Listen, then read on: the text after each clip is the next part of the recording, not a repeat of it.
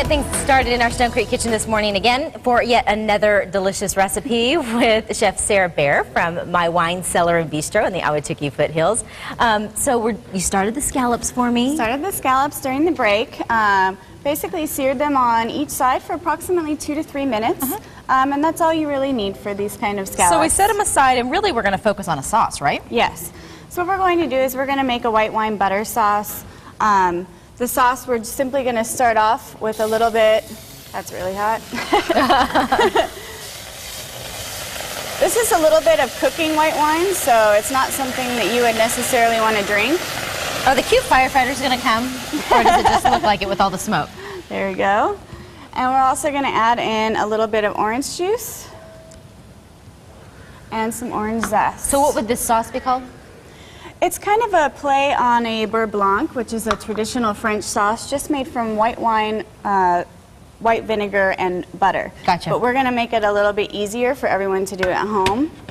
So, well, this starts to do its little thing, yes. make its magic. I want to just jump over here really quick, because what I love about the concept that you have is that really you can create any dish, and then boom, you just go to your cellar and you find the one that fits. I think we'll pair this one with it. And you've just got it all there at your disposal. In this case, you selected a rosé from France. We did. It is a Côte de Rhône from the Rhône region of France.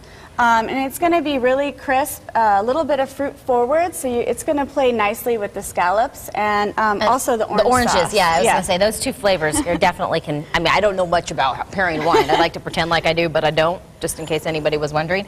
But, you know, common sense will tell you the sweet and the sweet will kind of work with each other. So I just dropped the green beans in some boiling water. So that way it cooks while our sauce is cooking. And are we blanching those just blanching them for color. Okay. And to start the process, we want our green beans a little bit crispy. So if somebody hasn't really perfected the blanching process, we're just going to kind of hover over this and just keep and look for that bright green. Exactly. And then when we see it, then we're going to scoop them, we're going to rescue them from the hot water and then give them a cold bath. We would normally. But we are going to put them right in our sauce. Okay, so that will also stop that process of cooking and still retain the green? Absolutely. Oh, good to know. Now what are you adding? Is this a cream? We're adding a little bit of cream. And this is a good trick for making sauces at home. So if you're going to make a butter sauce at home, it tends to break very easily. Yes. Adding the cream as a little stabilizer will help ensure that it doesn't break. Okay, I've had that problem before. I was making a pasta dish, and I'm like, what happened here? So we ended up having just like spaghetti from the can. All right. Now, where'd you learn all your fancy culinary skills?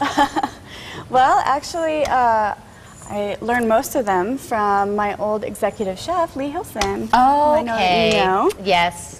Lee is over at the Royal Palms. At the Royal Palms, when he's not on a cruise, teaching people on a cruise. Exactly. He's kind of made that his job these days. Yes. I like to tease him about that. He's amazing. Now, Yes, did I meet you when you were over there? Or did I meet you?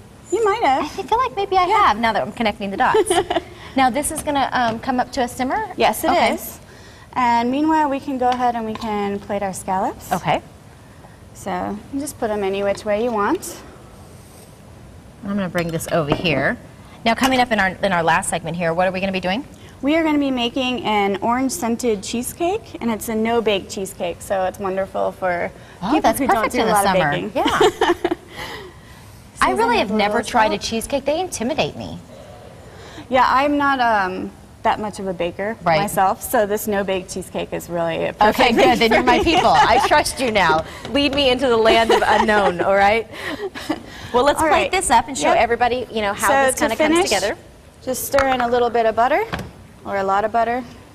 And that will melt really quickly, too. It will melt really quickly. And so this white wine butter sauce, which I can't remember the fancy name for it that you had. Beurre blanc. Beurre blanc. We'll kind of coat the bottom of this. We'll plate the greens right next to it, and dinner is served. Now, this will also be on your menu? We serve this occasionally as a special. Okay. And then We would serve it maybe with a little bit of rice pilaf, which is something, I believe the recipe for our rice pilaf is on your website. Fantastic. As an addition to Thank you. And for everybody at home that's going to go home and try it, thank you as well. So there you go. Beautiful. Thank you so much. Coming up a little bit later, we are going to hit that the cheesecake, the no-bake cheesecake. It's orange-scented cheesecake. Now, is it just scented, or we're going to taste the flavor, too? You should taste the flavor, but the flavor is primarily going to come from the salad that's going to go on top. Oh, we're getting fancy. Fancier by the minute. All right. Well, we'll check back in with you and let you kind of switch gears here a little bit.